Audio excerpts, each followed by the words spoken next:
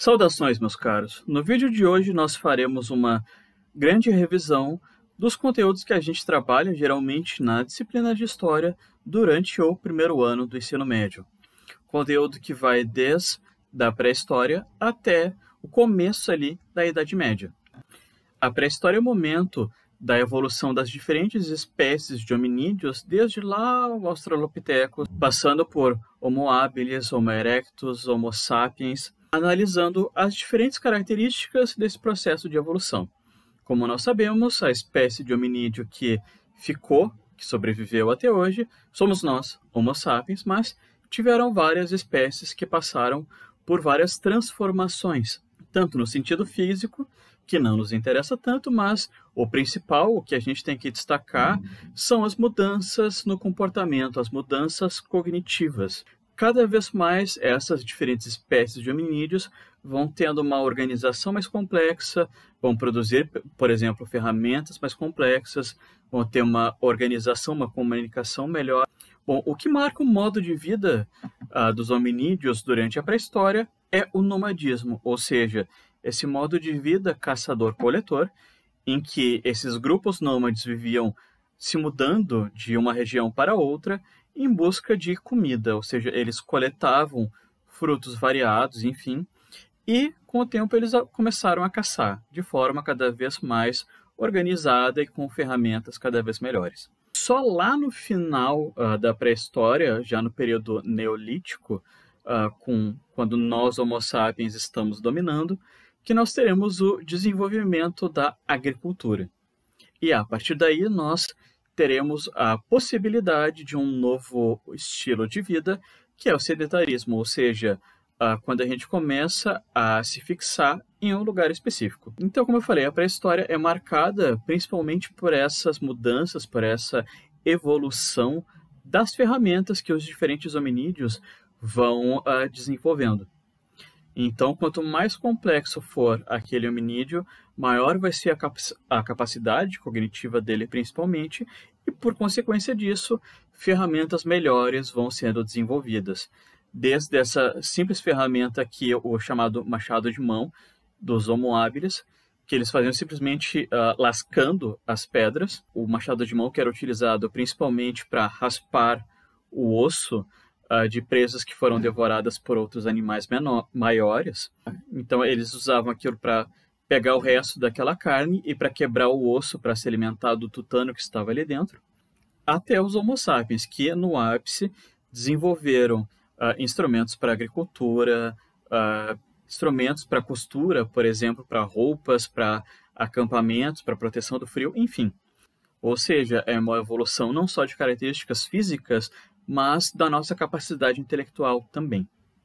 A pré-história, então, tem o seu fim quando, nesse contexto da agricultura, dos aldeamentos, começa a se desenvolver a escrita, que nós entramos no consenso, os historiadores, de que marcaria o fim da pré-história e o começo da história com a antiguidade.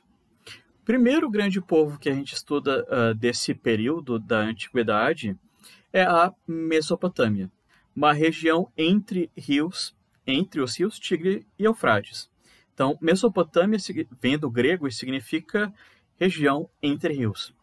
Como a gente pode ver aqui nesse mapa, entre os rios Tigre e Eufrates. Logo no começo, com o povoamento dos sumérios, começaram a se desenvolver cidades aqui próximas do rio, e são os sumérios que vão, ao longo do tempo, desenvolver o primeiro sistema de escrita da humanidade, ali na Mesopotâmia. Os povos que vão vir depois, que vão ocupar a Mesopotâmia posteriormente, vão adotar esse sistema de escrita e vão aperfeiçoar o sistema de escrita dos sumérios. Como essa região aqui é bastante seca nos arredores, tem alguns desertos aqui, por exemplo, essa parte dos rios começou a ser cada vez mais disputada entre os diferentes povos que viviam nessa região. Então, algum tempo depois do estabelecimento dos sumérios, nós teremos alguns processos de invasão, povos vão começar a habitar essa região aqui, até que, na sequência, um outro grande povo marcante da Mesopotâmia foram os babilônicos. O primeiro império babilônico quando nós teremos o desenvolvimento de um outro legado, de uma outra herança dos mesopotâmicos para nós super importante, que é o desenvolvimento de um sistema escrito de leis, o Código de Hammurabi. Então, o Código de Hammurabi foi escrito durante o primeiro império da Babilônia, pelo rei Hammurabi, evidentemente, através dessa escrita cuneiforme, como a gente pode ver aqui. Isso aqui é uma representação do Código de Hammurabi, escrito em pedra, como a gente pode ver aqui. Então, essas foram as principais heranças dos mesopotâmicos para nós: a escrita, o desenvolvimento das primeiras cidades e a organização em leis cada vez mais complexas. Na sequência, um outro povo super importante da Antiguidade Oriental é o Egito Antigo. Assim como a Mesopotâmia, os egípcios também vão se desenvolver bastante dependentes do Rio Nilo. Mas nós temos uma diferença em relação à Mesopotâmia.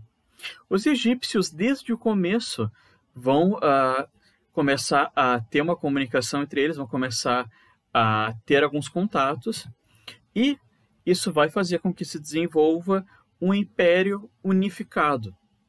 Então, diferente da Mesopotâmia, que vão ter diferentes povos com diferentes grupos, com cidades independentes no começo, o Egito, muito cedo, vai se unificar.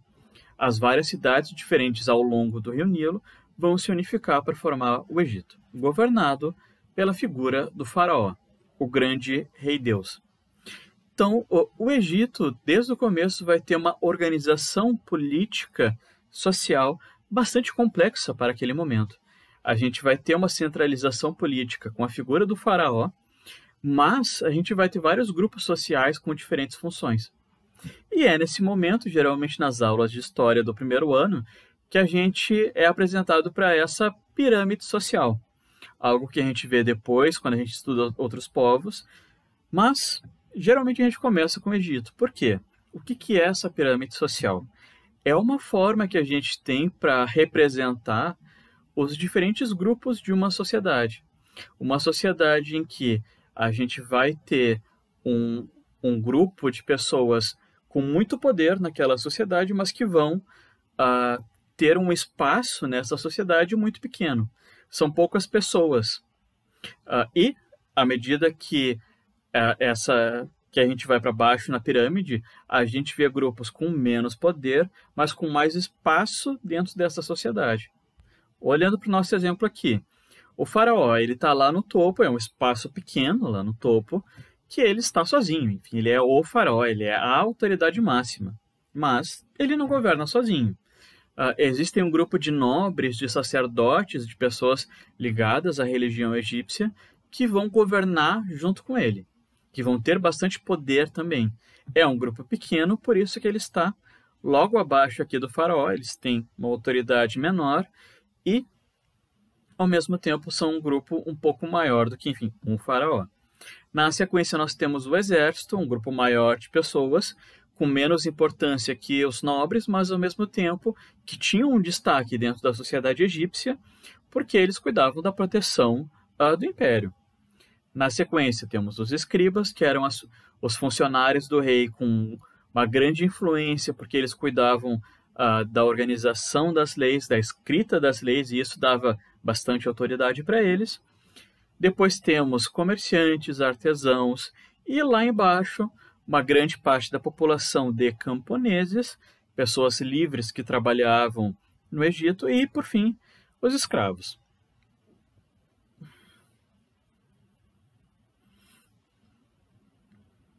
O que mais nós temos que lembrar sobre o Egito?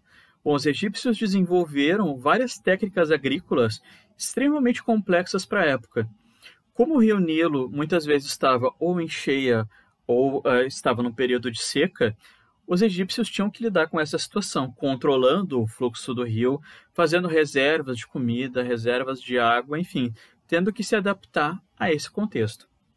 A economia egípcia dependia bastante da agricultura, mas também tinha um sistema comercial bem elaborado, bem ativo, principalmente por causa do rio Nilo. O rio possibilitava também uma comunicação grande e fácil entre as diferentes partes do Egito. Nos deslocando um pouco para o território americano, então, nós estudamos também durante o primeiro ano os primeiros povos que habitaram essa região. Os mais famosos, os mais marcantes no espaço de colonização espanhola posterior são os astecas, os maias, nesse espaço da América Central, e aqui na América do Sul nós temos os incas. Os astecas que formaram um grande império extremamente complexo, se adaptando ao território, aos lagos dessa região aqui do México atual. Os maias que formaram várias cidades independentes, mas com uma cultura em comum, todos eles com um sistema de escrita, um controle do tempo a partir de calendários, enfim, desenvolveram a sua história, desenvolveram sua sociedade, sistema de coleta de impostos, enfim. E os incas aqui formaram um império que tem como grande marca a adaptação para os Andes. Essa região aqui é formada por uma cadeia de montanhas, que são os Andes, e os incas se adaptaram a essa região, a esse clima extremamente desfavorável, enfim, a essas altitudes difíceis para estabelecer uma moradia ali, e eles conseguiram adaptar as plantações, adaptar as suas cidades para esses ambientes. E todos esses desenvolvimentos há centenas de anos atrás. E falando do nosso território aqui no Brasil, nós temos na região da Amazônia predominando os aroaques e os caraíbas, que tinham como grande herança para o povo brasileiro o desenvolvimento do cultivo da mandioca. E no resto do nosso território nós temos vários povos diferentes que vieram de grandes famílias, principalmente ligadas ao idioma indígenas, os tupis, os gês e os guaranis. Então esses diferentes povos com diferentes hábitos povoaram a nossa região. E o que esses povos brasileiros tinham em comum, geralmente? Eles tinham uma ligação religiosa com um panteão de deuses, eles eram todos politeístas, e os seus deuses tinham algumas semelhanças entre eles, algumas ligações, por exemplo, na questão da caça. A grande maioria desses povos eram caçadores-coletores. Alguns tinham o domínio do cultivo de alguns produtos, a mandioca, por exemplo, mas mesmo assim eles praticavam o nomadismo, eles ficavam variando seus lugares em busca de caças diferentes.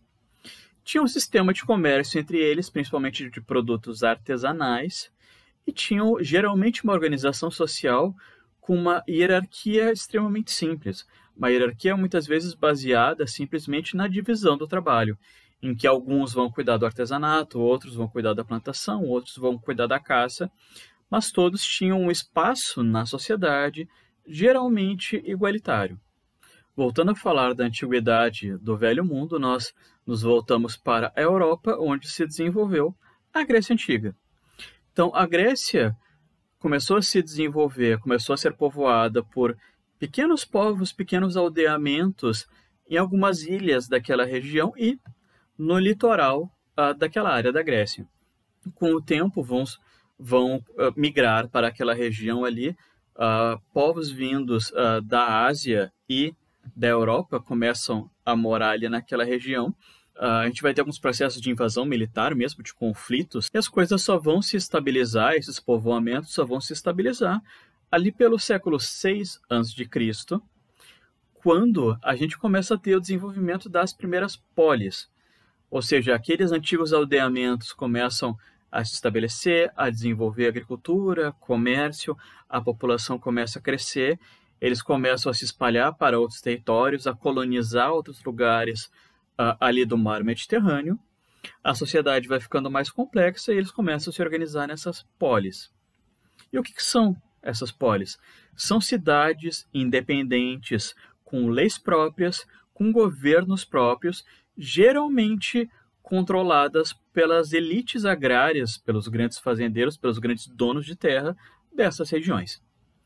Mas cada uma dessas cidades vai ter uma forma de governo diferente, pelo menos independente entre elas. A gente vai ter Atenas com a democracia, mas a gente vai ter cidades com 2 reis, como Esparta, a gente vai ter cidades com oligarquia, a gente vai ter cidades com o rei só, enfim. É algo bastante complexo. Mas a marca da Grécia é essa independência entre as várias polis. Não teve, como no caso do Egito, um governo unificado ali na Grécia. Essas cidades, claro, em algum momento uma dominou a outra e tal, mas a gente nunca teve uma união entre todas essas cidades. Eles tinham uma cultura em comum, eles tinham um idioma em comum, eles tinham os deuses que eram os mesmos entre essas cidades, eles tinham hábitos em comum, mas cada uma tinha os seus sistemas, a sua forma de pensar, eles tinham as suas peculiaridades, cada uma dessas polis. Outra coisa importante é a questão cultural da Grécia Antiga. Nós, aqui do Brasil, colonizados por europeus, temos essa herança de valorização da cultura grega. Então, é incorreto a gente falar que os gregos tinham uma cultura melhor do que qualquer outro povo da antiguidade, porque os gregos que sabiam pensar. Não, isso é besteira. Nós valorizamos os gregos mais do que outros povos da antiguidade, os gregos e os romanos nós valorizamos, porque os europeus davam uma valorização maior, se viam mais ligados aos gregos e aos romanos. E a Grécia, para a gente hoje, é bastante ligada à questão da filosofia. A Grécia desenvolveu esse pensamento filosófico e características artísticas que nos influenciam bastante hoje. Então, poemas, textos históricos, filosóficos, ideias políticas que nós temos até hoje, elas têm alguma ligação com o desenvolvimento da Grécia Antiga. O grande exemplo é a questão da democracia. Chegando agora ao último povo da antiguidade que nós estudamos nas escolas, pelo menos. Roma Antiga. Como se desenvolveu Roma, então? A pequena cidade de Roma se desenvolve mais ou menos ali no centro, no meio da Península Itálica. Se desenvolve como um espaço de interação entre pastores que passavam por ali, comerciantes, e com o tempo algumas pessoas desenvolvem ali um pequeno forte para se proteger de outros grupos, outras aldeias que passavam pela região. Com o tempo, essa aldeia começa a crescer, começa a dominar outros povos que viviam ali pela volta, outras tribos que viviam em Roma, até que se formou a grande cidade, o grande reino de Roma. Com o tempo, esse reino se transformou numa república. E o que é uma república? No caso de Roma, é um governo que vai administrar a coisa pública, que vai administrar os domínios públicos para o povo. Era um governo que, pelo menos em teoria, servia para representar o povo. Então, esse Senado era o órgão máximo de representação do povo dentro do governo de Roma. O Senado era basicamente formado, em grande parte da história de Roma, pela elite, ou seja, pelos patrícios, as famílias proprietárias das terras de Roma.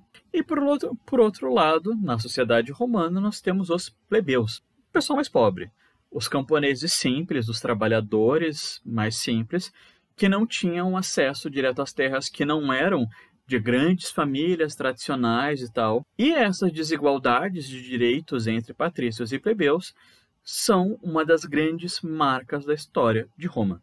A República Romana vai ser marcada por tensões e até mesmo guerras entre patrícios e plebeus, em que os plebeus vão progressivamente conseguindo direitos, mas até o fim da República, o Senado defendia basicamente os interesses dos patrícios. Essa situação foi revoltando cada vez mais os plebeus e eles acabaram percebendo alguns grandes generais, alguns grandes líderes militares como uma possibilidade, uma alternativa ao Senado. Até que no meio de toda essa confusão política surge um grande general, famoso por várias conquistas, várias expansões do território de Roma, principalmente ali contra os gauleses, o senhor Caius Julius César. César, então, acaba tirando na prática o poder do Senado. César é morto pelo Senado numa conspiração e o filho adotivo dele, o herdeiro dele, Otávio Augusto, acaba assumindo o controle de Roma como o primeiro imperador. No momento do Império, então, a gente tem essa tensão, essa negociação que existia muitas vezes entre, de um lado, um imperador que tentava centralizar as decisões, centralizar o poder, e ao mesmo tempo ele tendo que dialogar, que negociar com o Senado e com outras forças políticas de Roma. A política romana, desde a República, era extremamente complexa. Existiam vários cargos diferentes, algo muito parecido com o que a gente tem hoje. Alguns políticos para lidar com a coleta de impostos, com a administração dos prédios públicos, um censo para ver quantas pessoas moravam em Roma, qual era a idade das pessoas, qual era a renda das pessoas em Roma, pessoas para cuidar do exército, pessoas para cuidar das igrejas, dos templos, né, de Roma. Então era algo extremamente complexo e organizado. Roma deixou várias marcas que estão até hoje na nossa sociedade. A questão da organização das leis, da justiça, organizações políticas como um todo, pensamento sobre a sociedade, a língua, até o português, vem do latim. Então, nós temos muitas ligações com Roma. O Império continua se desenvolvendo por algum tempo, domina vários territórios, continua se expandindo, e ao longo dessa expansão de Roma, desde da República, os romanos foram conseguindo cada vez mais escravos. Eles pegavam como prisioneiros dessas guerras pessoas que se tornavam escravas, só que vai chegar um tempo que Roma vai parar de se expandir. Quais serão as consequências disso? Bom, primeiro, vai parar de entrar escravos para Roma, e como Roma estava extremamente dependente do trabalho escravo, isso começa a se tornar um problema. Ao mesmo tempo, por causa dessa grande expansão territorial, Roma acaba fazendo fronteira com vários povos que não conheciam, povos que eram chamados de bárbaros. E com o tempo, por vários motivos diferentes, esses bárbaros começam a invadir o território romano. Essas invasões constantes, a crise que veio do fluxo de escravos, a influência do cristianismo e outras crises econômicas e políticas pela questão do poder, acabaram levando ao enfraquecimento e ao fim do Império Romano. Os bárbaros vão acabar, esses grupos bárbaros que viviam nas fronteiras vão acabar invadindo o território, o rei vai ser eliminado e a partir daí nós teremos o começo do nosso último conteúdo dos primeiros anos, que é o comecinho ali da Idade Média. É o momento em que esses povos que viviam nas fronteiras de Roma acabam dominando esses vários pedaços do que era o Império e vão formando vários reinos diferentes. Ao mesmo tempo, muitas pessoas que viviam nas cidades começam a se preocupar com a defesa das cidades. Não existe mais um império organizado que unificava todas as cidades, que garantisse a proteção das cidades. E muita gente acaba indo para o campo, buscando a proteção dos nobres donos de terra. Então a gente começa a ter um processo de ruralização e de fortalecimento dessas elites rurais. Esses grandes donos de terra que viviam nesse espaço ali da Europa. Então, juntando, fazendo essa grande mistura do que sobrou de Roma com a herança desses povos que invadiram Roma, nós temos, para fechar tudo isso, a Igreja. A Igreja cristã. A religião cristã já vinha se desenvolvendo dentro de Roma desde o Império. Várias pessoas, com o tempo, foram se convertendo ao cristianismo em Roma. E quando esses povos que vêm de outros lugares, esses germanos, enfim, que vêm de outras regiões, eles se convertem ao cristianismo, a igreja centralizada na cidade de Roma acaba tendo uma força política extremamente importante nessa região. A igreja acaba sendo um árbitro e até um controlador da sociedade nesses vários reinos que vão se estabelecer na Europa. E assim a gente começa a ter o sistema que a gente vai verificar ao longo da Idade Média. Então, pessoal, ficamos por aqui. Essa é uma revisão de alguns milênios de história que a gente vê durante o primeiro ano. Bons estudos para vocês. Nos vemos em outra revisão. Abraço!